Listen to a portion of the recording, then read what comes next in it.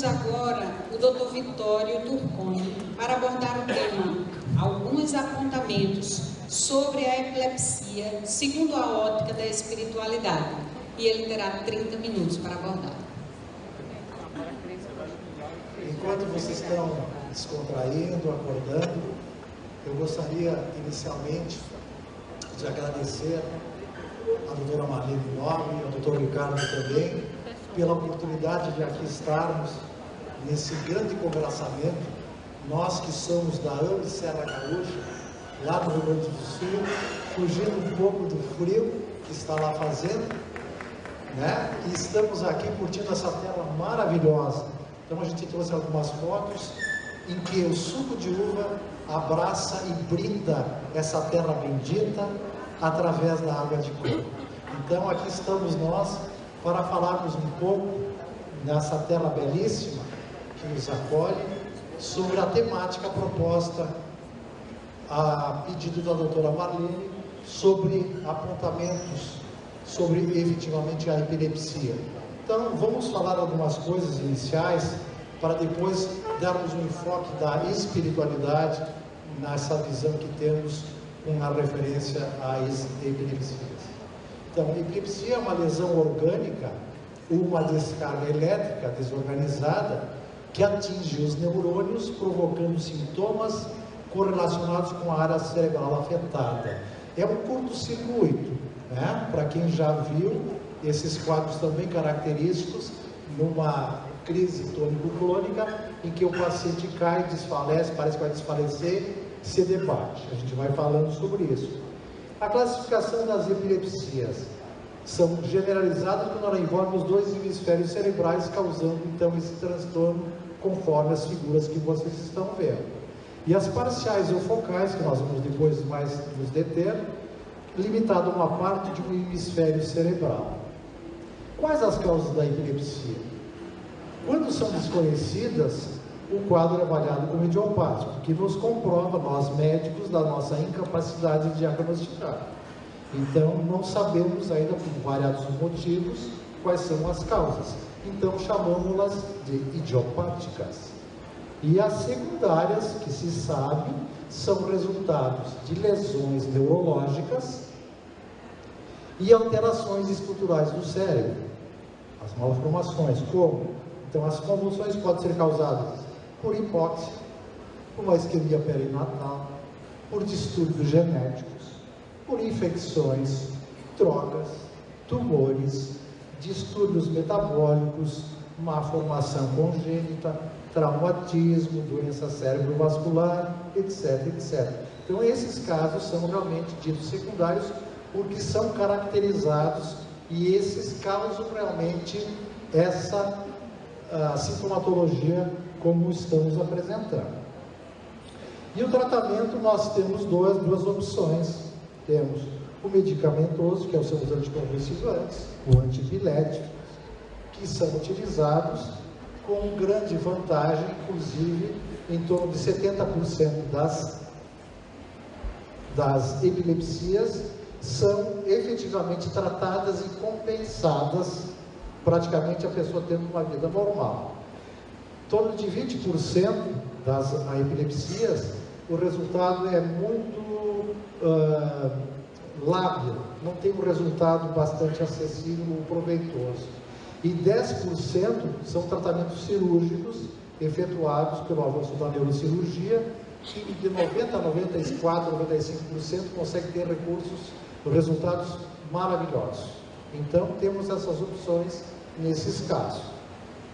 Mas a epilepsia, essa doença acompanha o homem desde os seus primórdios, desde os egípcios eram conhecidas, desde os sumérios, os gregos e os romanos, e descrita por Hipócrates também. Essa doença sempre teve um estigma que se arrastou por anos, sempre sendo caracterizadas, relacionadas a algo demoníaco, contagioso, sempre discriminando os portadores dessa epilepsia, e o é até hoje, trazendo grandes sofrimentos a quem a possui, quem a ataca caracterizado pela epilepsia, e a seus familiares, causando transtornos e dificuldades e sofrimentos muito grandes. E desde essa época, ainda na época dos sumérios, dos gregos, eles eram segregados. Inclusive os escravos tinham a condição, ainda no tempo da Babilônia, tem escritos, que se ele desenvolvesse a lepra ou a epilepsia, ele era devolvido. Vocês veem o preconceito que se arrasta e está nesse nosso atavismo que nós trazemos de épocas remotas, né? Nessa prevenção, nesse estigma que nós trazemos contra a epilepsia, ou melhor, quem é portador da epilepsia. E Hipócrates foi o primeiro a verificar e dizer que não, que a epilepsia não tinha nada a ver com o demoníaco, era algo relacionado com o cérebro. E aí nos traz, a partir de então, os posteriores ensinamentos.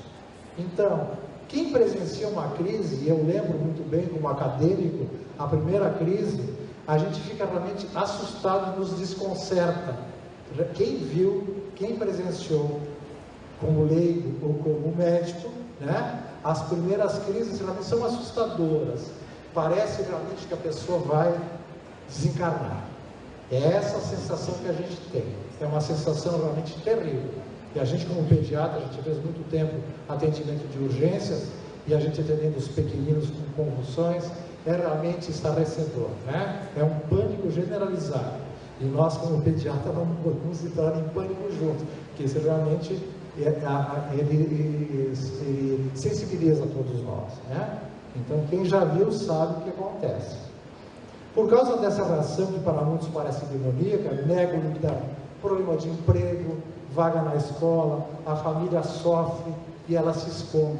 Então, tem trabalhos que eu vou relacionar agora, que foram feitos aqui no Brasil, sobre essa problemática. Todo mundo sabe da discriminação, né? Mas foi feito um trabalho muito interessante, que eu vou abordar logo a seguir, porque no mundo há cerca de 1 a 2% de epiléticos, e no Brasil existem cerca de 3 milhões de epiléticos.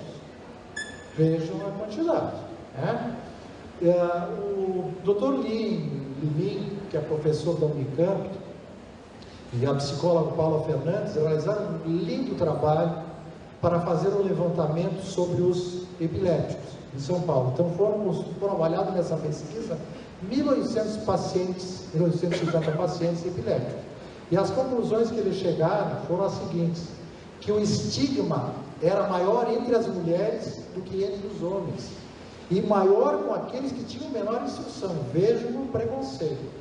Então é atroz, porque normalmente quando existe um namoro, acaba um namoro, quem tem crises epilepticóides, muitas vezes a pessoa perde o emprego, ela é segregada e ela é afastada. Então a gente vê pelas estatísticas, então, os quadros depressivos são maiores, o suicídio é 3 a 4 vezes maiores que as pessoas normais. Então tem todas as consequências por esse estigma cruel que é feito pela própria sociedade, né? Nessas pessoas. Existe também um estigma por parte da religião. Todas as religiões sempre falam, nós vamos abordar depois do menino lunático, né? Que Mateus nos traz, os ensinamentos de Jesus, o menino possesso. Sempre se traz as curas, mas não se fala efetivamente na cura e no processo, também obsessivo, que falaremos. E a única religião que realmente traz um enfoque diferenciado é a doutrina espírita. O espiritismo já entende e aceita de uma maneira diferente. Mas isso também nós teremos que falar com maior profundidade em relação a nós médicos espíritas, das associações, nós integrantes de centros espíritas, como efetuarmos efetivamente o atendimento e a orientação à família e a esses pacientes epiléticos.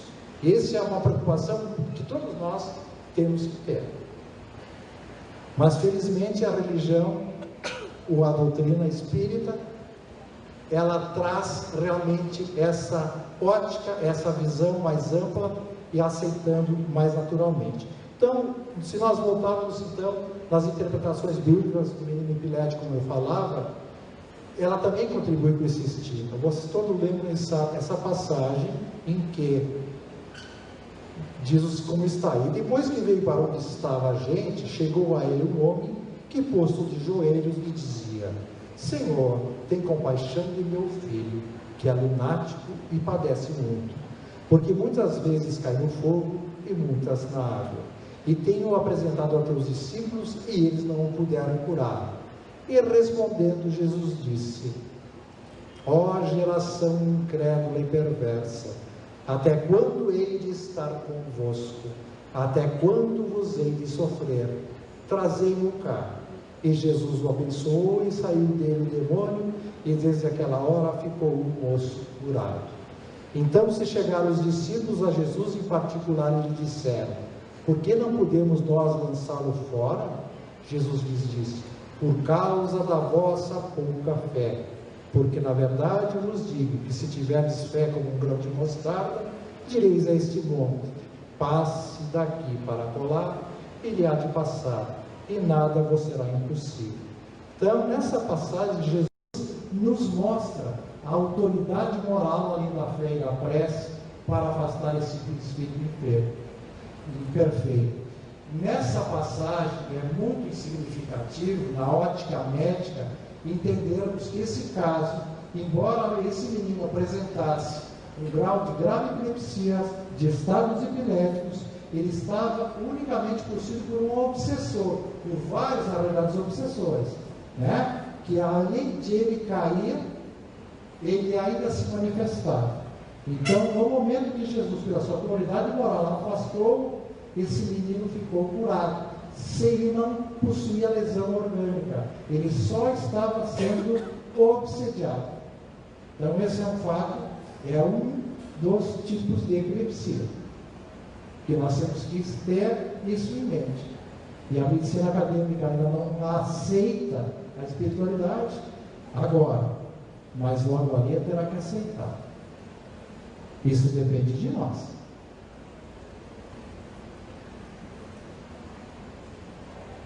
Chico Xavier, no livro Lições de Sabedoria, que é uma coletânea dos vários artigos publicados na Folha Espírita, da doutora Marlene, do Severino Nobre, nos diz o seguinte: isso é importante. A chamada disritmia cerebral, na maioria dos casos, funciona como sendo um implemento de fixação de onda do espírito comunicante. Muitas vezes também a mesma disritmia cerebral está no processo obsessivo. São questões que o futuro nos mostrará em sua amplitude, com as chaves necessárias para a solução do problema. Chico Xavier. Seguindo, perguntando ao Chico se a epilepsia será sempre o resultado de um processo obsessivo, ele enfatizou: às vezes sim, outras vezes não. Entendemos, porém, que o problema nervoso está presente em todos os fenômenos considerados epileptoides, porquanto o próprio traumatismo da criatura no campo emocional pode gerar determinadas manifestações epileptoides sem a presença de espírito obsessor. Que nós vamos citar agora, nessa obra, nós temos 3 casos, mas eu queria antes salientar que Chico Xavier, esse lindo e incansável orientador da gente, nos trazia e nos traz cotidianamente mensagens além do tempo. Em 1973, foi publicado numa revista chamada Planeta, um artigo de José Puliano Pires, em que foi caracterizado no Chico Xavier, foi efetuado um eletroencefalograma, e foi caracterizado que o Chico sofria de grave epilepsia. O que se passou? O doutor Elias Barbosa, amigo pessoal e psiquiatra do Chico, falou que gostaria de fazer uma experiência, enquanto o Chico estivesse mediunizado, fazer eletroencefalograma. E o Chico aceitou. E foi feito então esses eletros, sem saber, foram encaminhados para 2 psiquiatras de São Paulo, que eles não sabiam, examinaram e caracterizaram os graus mais acentuados de epilepsia no Chico. E aí foram ver, não, o Chico tinha se submetido com a aquiescência do espírito que se comunicava, que se não havia que outras experiências foram feitas com outras pessoas e não funcionou. E mostrou-se o eletro do Chico, que era normal. E ele se questionou: Chico, por que tu te aceitaste a te submeter a essa experiência? E aí vem a sabedoria.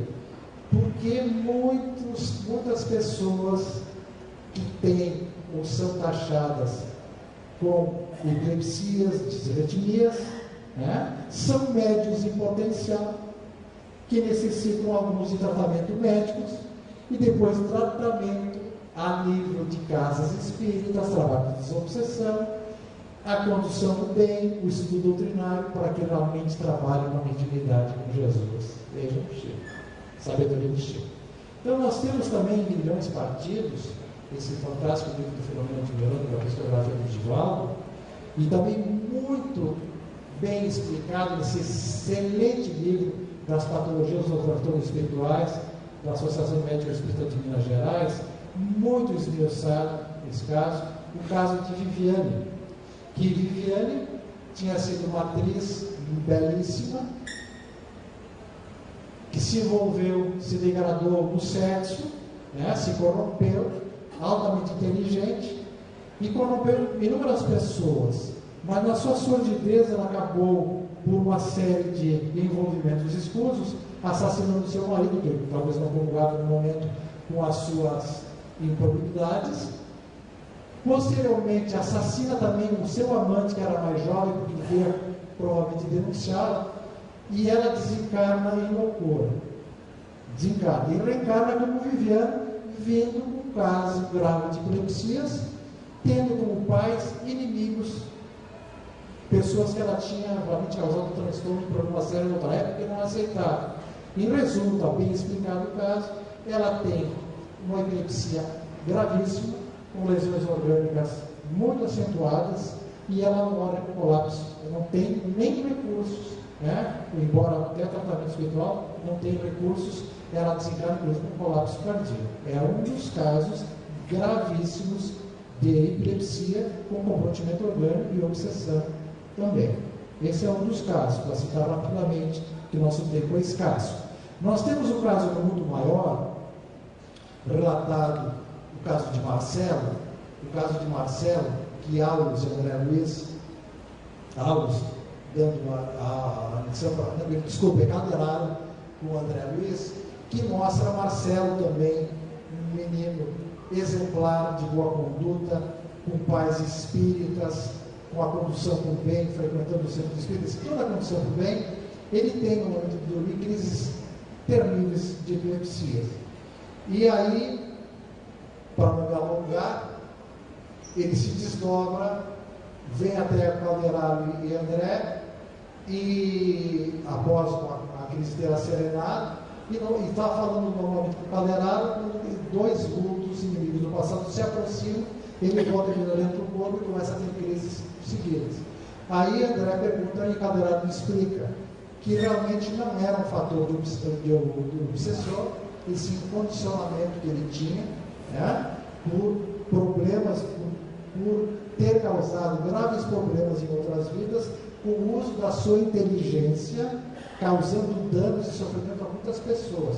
Então ele já teve episódios anteriores de outras reencarnações, com casos graves, e existia um reflexo condicionado, que ao lembrar, ele lhe causava, por desregulação entre perispírito e corpo, essas epilepsias. Então era um caso não de tratamento médico nem de desobsessão, é um caso unicamente de condução do bem, né? Passes e a condução com regramento na moral. Já nos domínios da mediunidade, nós temos o caso de Pedro, em que Aulus, sim, então está com André, é aquele caso de Pedro que vai com a mãe até o centro espírito e entra numa crise epilética, também em estado epilético, e é colocado num quarto reservado e se debatendo. E nesse caso é explicado que Pedro, em outra encarnação, ele tinha interesses escusos, prejudicou seu irmão, a quem ele invejava, causando danos econômicos e causando a morte do irmão, em função de querer também a esposa do irmão. Vocês vejam, né, os meandros arquitetados e as consequências funestas no futuro. causando então a morte do irmão, transformando num obsessor cruel. Ele estava por causa de possessão. Então, nesse quadro, também Pedro teria que fazer um imenso tratamento para conseguir se recuperar. Então, um quadro de obsessão, também com lesão orgânica. Então, tem vários casos para trazer. A medicina define doença, que é uma perturbação do bem-estar físico, psíquico e social do ser humano, resultando dessa interação, então, no quadro psicossomático. E aqui nós temos que entender, porque todos nós, por mais saudável que sejamos, até o momento de sermos examinados, consequentemente nós teremos algum problema. E nós que somos espíritas entendemos, né, que somos espíritos, estamos vinculados a esse órgão, temos sim todos, quer queiramos ou não, doenças da alma. E consequentemente traremos nas nossas vestes orgânicas as consequências e fatalmente surgirão danos em algum lugar, se manifestando como doenças.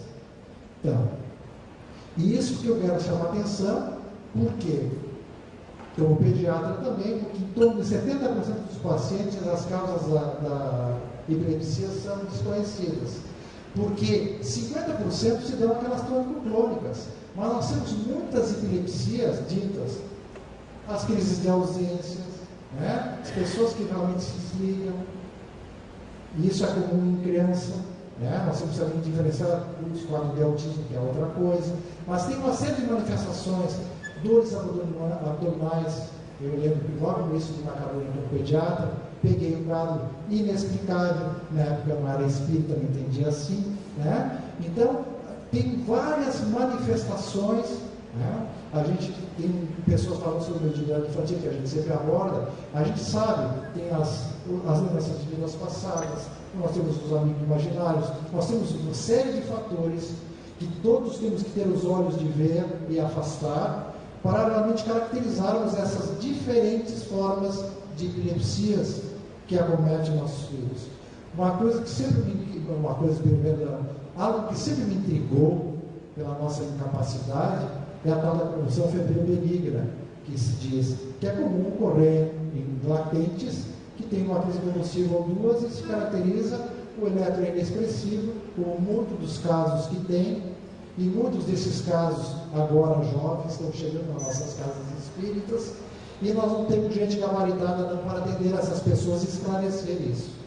Então, isso é também outra preocupação que eu tenho, e é um debate que nós temos que ter entre os exames e das casas espíritas, como acolher e como orientar essas pessoas. Porque há necessidade sempre do tratamento médico, sempre, mas tem que ter um amparo espiritual, consequentemente. E normalmente quem vai não é espírita. Quem vai normalmente não é espírita em busca de ajuda. Então nós temos que saber como agir, né? Nós também temos a ética médica, como médicos que somos, mas nós temos que realmente, antes de tudo, entender, e como nós entendemos que é um ser integral, a maneira óbvia, precisa que temos que atuar para auxiliar esse irmão que sofre e tirar esse estigma tão terrível que eles possuem. Dr. Hugo Facuri, esse exemplo de médico, de homem, né? Meu cirurgião, para quem não sabe, da Universidade de Campinas, do Instituto do Cérebro, traz trabalhos fantásticos e ele caracteriza muito bem a epilepsia para que a gente realmente possa caracterizar e diferenciar os graus de mediunidade, porque tem muitas manifestações que realmente são mediúnicas e não epileptóides. Então nós temos que ter um conhecimento e a capacidade de entender isso, que ele traz muito bem nesse livro, O Cérebro e a Mente, que eu aconselho que leiam.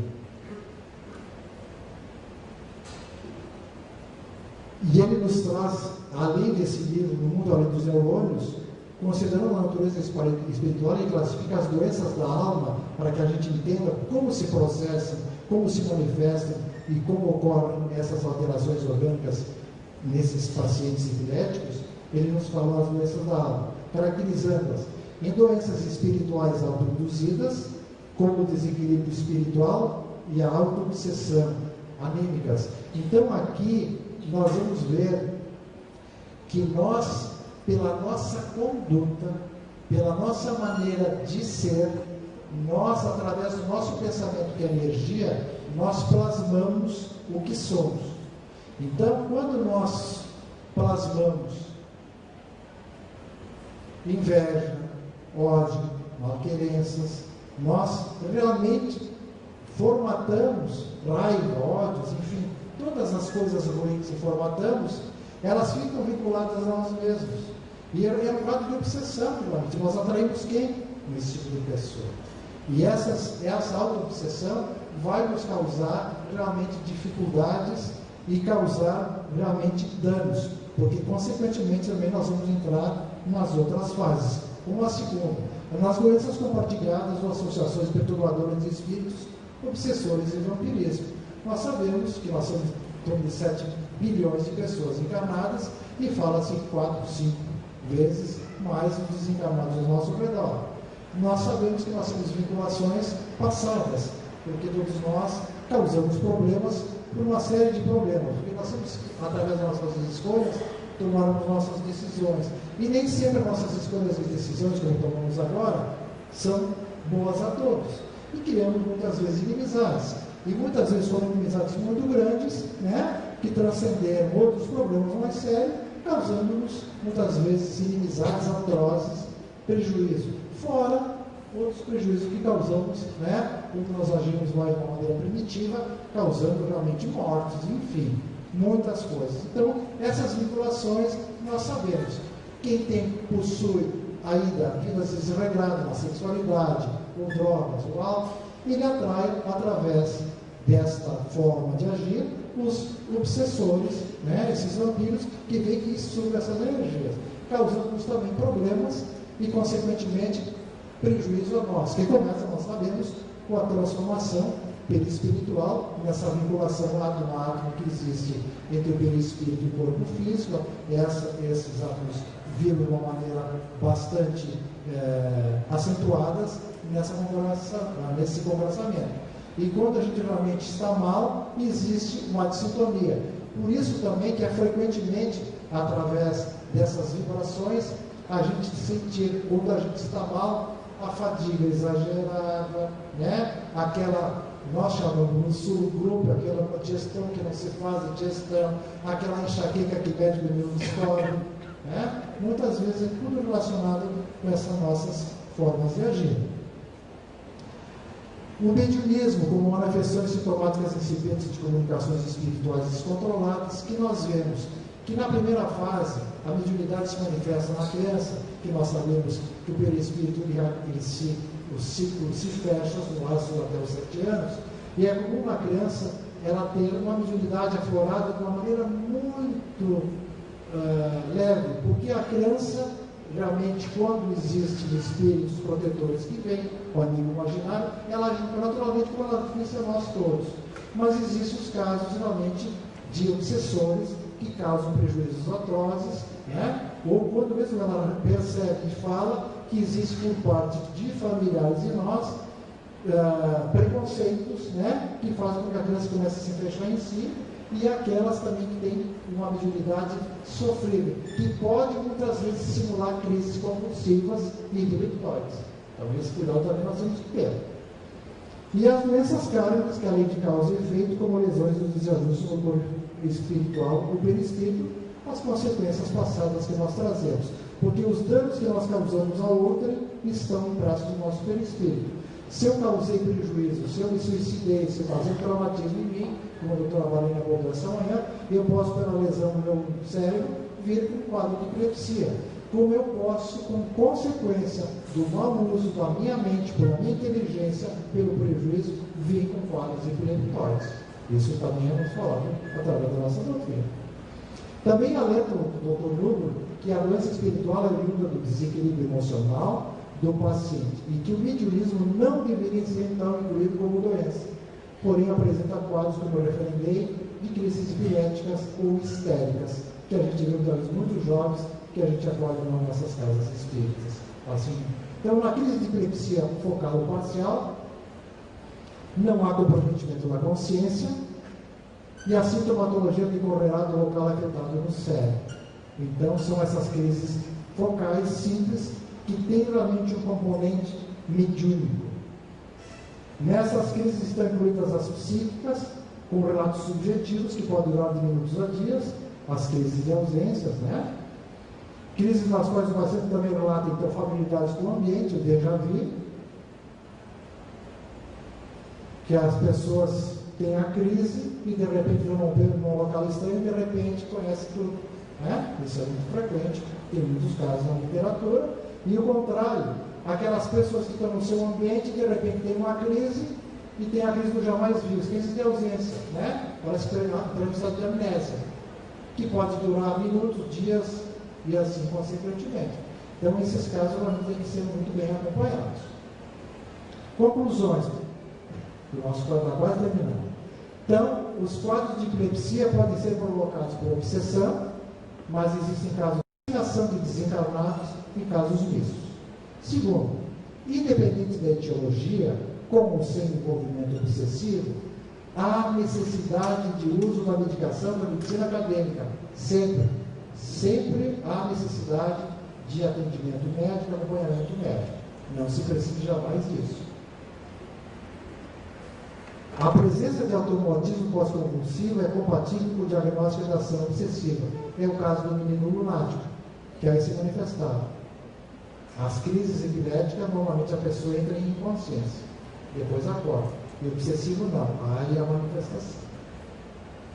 A terapia desobsessiva é altamente eficaz, devendo ser usada como preconiza a doutrina espírita. O estudo dos casos clínicos sugere que a maioria dos quadros de epilepsia representa processo obsessivo atual ou do passado, e que todo paciente epilético deve ser abordado com um processo terapêutico. Todos tiveram obsessão, depende do estágio que estão. O quadro secundário a processo obsessivo, se não socorrido em tempo hábil, pode levar à lesão física. Então, quando nós sabemos distinguir, tratando o obsessor, evangelizando o paciente, consequentemente nós evitaremos a lesão física. Vejam a importância, né? A medicina tem que se abrir para isso sim. Existe uma sequência então evolutiva do processo de cura. A epilepsia e a obsessão como lesão física. Primeiro, uma obsessão sem lesão física. Depois, epilepsia por reflexo condicionado. Depois, estado convalescente, isso de encarnação em encarnação. Com crises dependendo do comportamento do paciente até a cura. Esse é o quadro que é a necessidade de passar, para que a gente entenda isso. Infelizmente, a nossa medicina acadêmica, apesar de enorme avanço na diagnose das enfermidades, se encontra muito aquém de compreender as doenças espirituais e sua interatividade com as ciências humanas.